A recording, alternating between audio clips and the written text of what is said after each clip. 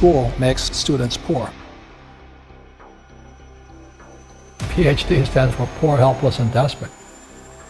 The riskiest thing you can do is go to school, learn from a fake teacher, put your money with a financial planner, work hard for fake money, and pay a lot of taxes.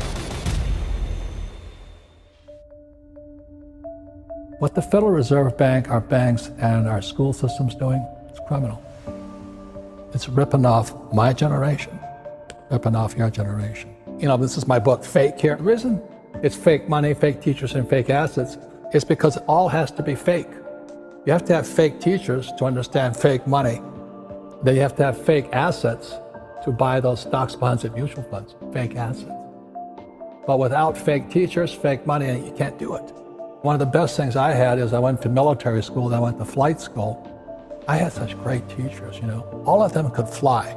You know, so my flight instructor could fly. What a novel idea. You know, a flight instructor can fly. But when I was in high school, most of my teachers were terrified. They're all cowards, you know. Job security, don't make mistakes. Just memorize the right answer and you'll be safe. In school, they compensate for risk by telling you to memorize the right answer. So in other words, these kids leave school thinking, oh, if I know the right answers, then there's no risk. And it drives old guys like me crazy. Because everybody's talking about millennials. What's wrong with them? You know, millennials are the most highly educated generation in history. They know all the answers, but they're afraid of doing anything. You know, the biggest complaint about my generation is millennials know all the answers, but they can't do anything. And the reason they can't do anything is because you might hurt somebody's feelings, you might make a mistake. You know, and this just keeps you guys just trapped in this little box. Education is more important than before, but you gotta be careful what you're learning. That's why I wrote the book, Fake Money, Fake Teachers, and Fake Assets. Don't listen to fake teachers. Yeah, I have a friend, he teaches entrepreneurship at UC Santa Barbara. And I call him up and I say, how in the world can you teach entrepreneurship? He says, well, I have a master's degree. I said, ask the question again. What gives you the right to teach your entrepreneurship? He says, I have a master's degree in entrepreneurship. And I say, hey, Doug, you and I have been friends for a long time. You've never started a business. You're a fake teacher. He goes, but I have all the answers. I said, yeah, but you don't know how to start a business. Some of the biggest fake teachers are those financial planners. They're telling you, you know, to save money. Why would you save money when the government's printing money? Then they tell you to invest for the long term in the stock market. And you guys know the stock market is ultra short term. There's high frequency trading. Today, long term is a split second. But they're telling you, guys like my generation, to keep your money in the stock market for 40 years and you have nothing left at the end of it. And you look at all the pensions of the school teachers, firefighters, and all the guys with 401ks, they're all bankrupt because Wall Street stole their money from them. You know? And the Federal Reserve Bank, they're run by PhDs, like my poor dad. And PhD stands for poor, helpless, and desperate. The Fed has not been right in years. Everybody worships the Federal Reserve Bank. They're the guys stealing from our pension systems. It's horrible what's going on because we have all these PhDs, poor, helpless, and desperate people who are risk averse. My rich dad always said, never say, I can't afford it.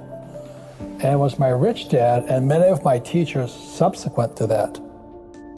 They said, lazy people always say, I can't afford it. I don't have the money. That's why they're poor.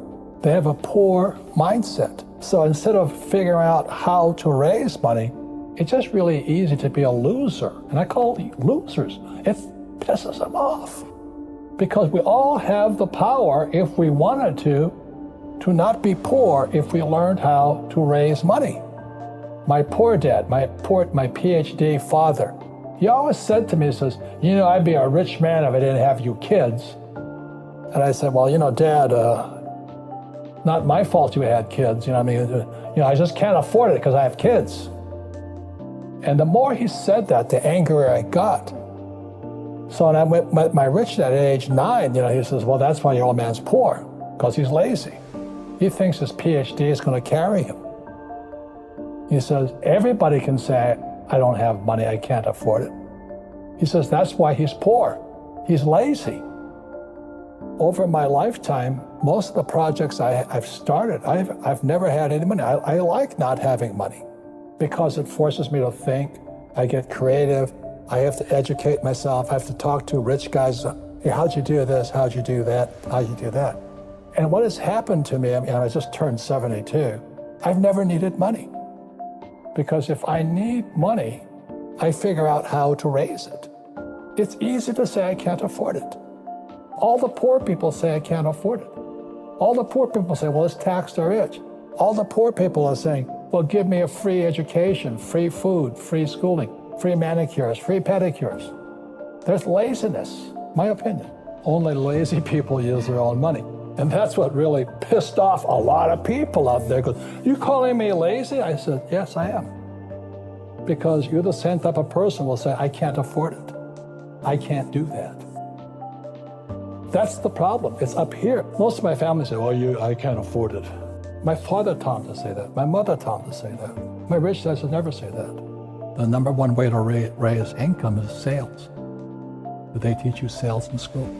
But if you work for a network marketing company, you learn sales.